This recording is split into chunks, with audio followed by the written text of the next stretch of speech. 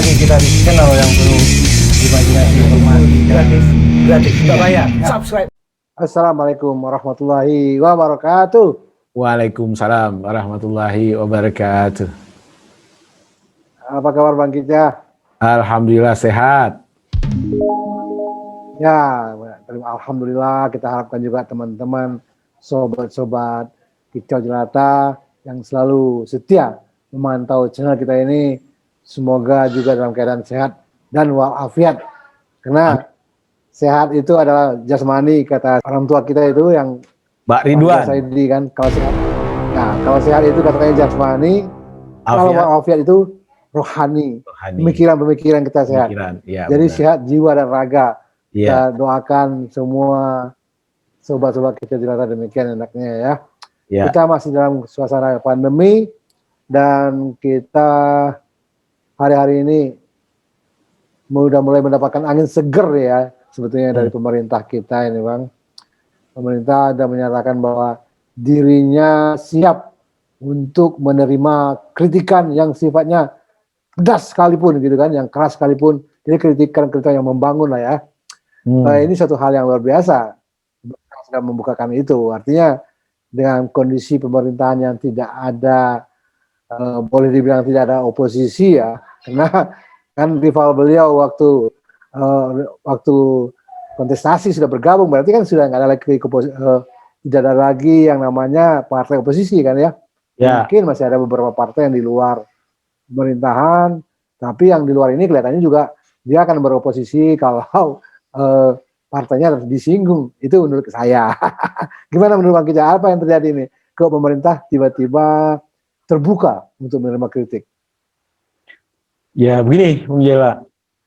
Ini ada berbagai macam kondisi ya yang mendorong ya dinyatakannya kembali oleh Presiden ya bahwa beliau atau pemerintah ya kan siap dikritik sepedas sekeras apapun gitu. Pertama barangkali ini sebagai reaksi dari apa yang kita tahu bahwa indeks demokrasi kita menurun kan, menurunnya cukup tajam gitu. Dan salah satu komponen dari indeks demokrasi itu kan kebebasan orang mengekspresikan diri ya, kebebasan orang untuk mengeluarkan pendapat gitu.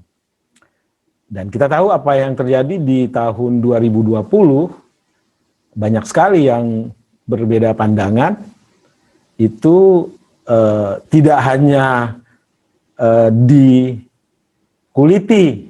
personalitinya oleh para buzzer ya, tetapi juga beberapa diantaranya itu dilaporkan dan diproses secara hukum. Itu satu. Jadi barangkali ini jawaban dari pemerintah untuk memberi sinyal kepada dunia internasional bahwa oke lah kami ada keinginan, ada kehendak bahwa sebenarnya kami boleh dikritik. Jadi mungkin indeks demokrasi kita itu mudah-mudahan dengan membuka keran ini bisa kembali bisa naik lah. Itu satu. Yang kedua, kalau kita lihat sebenarnya yang menjadi masalah itu kan bukan kritiknya ya. Memang kalau kita lihat ada beberapa hal selama ini yang kita baca, orang tak bisa lagi membedakan apa itu yang namanya kebijakan publik, apa itu yang namanya personal dari sosok yang katakanlah punya otoritas di kebijakan publik tersebut. Sepanjang yang kita tahu, kalau kebijakan yang dikritik, sepertinya nggak ada masalah gitu. Tetapi kalau pribadi orang yang diserang, tentu bukan hanya pemerintah, ya kan? Bagi orang yang beradab itu bukanlah satu perilaku manusia yang benar gitu ya, perilaku manusia yang hidup di dunia yang menghargai hak-hak asasi manusia gitu ya. Nah, lalu kembali ke soal pemerintah mempersilahkan dikritik gitu. sebenarnya tanpa dipersilahkan juga, mengkritik itu adalah hak publik gitu ya. Hak publik gitu. Jadi kita berikan legitimasi kepada pemerintah dengan memilih orang menduduki jabatan gitu ya, politik. Pemerintah di sini bukan hanya level pemerintah pusat ya, termasuk gubernur, bupati, wali kota ya, dan jabatan-jabatan publik lainnya, anggota DPR ya kan, anggota DPRD gitu. Nah, konsekuensi dari legitimasi tersebut khusus untuk pemerintah punya otoritas bersama-sama dengan DPR kalau di tingkat pusat dan DPRD di tingkat daerah mengalokasikan anggaran ya. Anggaran yang tujuannya adalah untuk distribusi keadilan sosial. Nah, oleh pemerintah dibuatlah kebijakan-kebijakan gitu ya, yang ada sasarannya gitu. Kalau kebijakan tersebut menurut pandangan kita tidak istilahnya itu dalam tanda petik bukan mendistribusikan keadilan sosial, let's say contoh lah misalnya, niat untuk memberi bansos kepada saudara-saudara kita yang tidak beruntung, yang istilahnya itu keadaan ekonominya terganggu karena COVID, itu baik. Budgeting untuk bansos baik. Kemudian katakanlah rencana yang disusun baik segala macam. Tetapi dalam aplikasinya ternyata ada hengki-pengki, ya itu boleh kita kritiki gitu.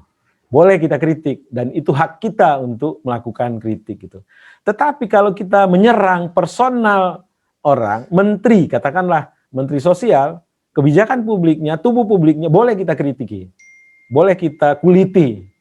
Tetapi personal dia, meskipun dia saat ini tersangka, itu tidak boleh. Bagi orang yang beradab, itu pantang. Bagi orang yang menghargai hak asasi manusia, itu pantang. Menyerang hal-hal yang bersifat pribadi gitu. Yang menarik itu, kita tahu Pak Kwi Kian Gi ya. Pak Kwi Kian Gi ini kan dari zamannya Orde Baru, ya. Beliau ini kan sebenarnya kritikus yang tajam. Ya. Sangat tajam. Kita baca kolom-kolom dia di koran Kompas ya, di majalah-majalah gitu. Tetapi ada yang agak menarik kemarin bahwa beliau menyatakan di zaman ini beliau tidak punya keberanian gitu. Ya kan? Dan belakangan terungkap ketidakberaniannya itu bukan dengan pemerintahnya, bukan dengan penguasanya, tetapi kepada para buzzer-buzzer yang menyerang gitu. Dan itu bukan hanya Kwi Kian Gi, Sujiwo Tejo pun mengatakan demikian. Dan apa yang dialami Ibu Susi kemarin ini, itu adalah fakta nyata bahwa kalau ada orang yang sedikit mengkritik pemerintah, tubuh publik pemerintah, bakal diserang oleh beribu-ribu pasukan buzzer gitu. Dan Kompas sendiri menyatakan gitu bahwa musuh utama demokrasi itu ya buzzer ini sekarang gitu. Oke, jadi semua orang sudah mulai menanggapi ya bahwa ini suatu hal yang luar biasa, pemerintah telah memberikan kesempatan seperti yang tadi Bang Kica sudah sebut ya. Bahkan Kwi Kian Gi aja sesuai dengan yang ada di Twitternya, dia juga ada dikutip oleh CNN dan atas izinnya Pak Kwi ya, dia sangat mengerikan, sangat takut sekali pada zaman sekarang ini untuk melakukan kritik karena begitu melakukan kritik untuk perbaikan langsung dihajar gitu kan. Dan Lenggung ini menghajar pribadi orang. Dan tadi yang Abang bilang bahwa yang misalnya pers sendiri, ya ini juga pers sendiri merasa yang begitu pers menggunakan suatu hal, kritik yang disebut kritik kepada pemerintah, bukan kontennya yang dihajar, tapi malah pribadi dari wartawannya atau personalnya yang dihajar, sehingga ada istilahnya ya killing the messenger ya. Ya. Jadi yang membawa pesan yang dibuat bukan pesannya itu yang dikritisi atau di kontra opini gitu kan ya. Nah ini mungkin semua udah pernah berbicara bahwa itu juga termasuk partai-partai, kemudian para ahli para tokoh-tokoh nasional juga menyambut baik lah. Pemerintah sudah membuka kesempatan untuk diberikan kritik-kritik. Ya, tentu saja ini juga di alam seperti yang disampaikan oleh Menteri Sekretaris Kabinet Pak Pramono Anung, bahwa kita adalah negara demokrasi dan kritik dan kebebasan pers itu adalah seni-seni dari demokrasi. Ya. Jadi beliau juga menambahkan lagi bahwa ini adalah negara demokrasi yang harus kita hidupkan dengan memberikan kebebasan untuk memberikan masukan-masukan atau kritik kepada pemerintah. Ya. Saya kira mungkin itu Mas yang kita bahas hari ini. Mungkin mari harapkan masyarakat untuk mulai memberikan kritik-kritik tapi yang tentu saja yang bertanggung jawab ya, tidak hanya sekedar kritik kan gitu ya. Dan itu tidak terbatas hanya di tingkat pusat saja gitu. Teman-teman kita di daerah bolehlah kritikin itu wali kota, bupati dan gubernurnya sepanjang ada kebijakannya yang dirasa perlu kita kritik. Ini kan bagian dari rasa sayang kita sebagai rakyat, ya kan? Rasa pembelaan kita sebagai rakyat agar pemimpin kita tidak berjalan di jalan yang bisa membahayakan diri pemimpin itu sendiri dan membahayakan kita semua. Jadi harus dilihat perspektifnya, kritik adalah bagian dari rasa sayang kita. Begitu. Ya. Setuju sekali Bang kita. Mudah-mudahan sobat-sobat kita jelata dimanapun berada ya sudah mulai berani untuk mengungkapkan pendapat ataupun kritik, tapi ya, kembali lagi bahwa sifatnya harus bertanggung jawab dan harus untuk membangun, bukan untuk mematikan, gitu kan? Oke, mungkin itu yang dapat kita kicaukan hari ini. Semoga bermanfaat. Assalamualaikum warahmatullahi wabarakatuh. Salam warahmatullahi wabarakatuh.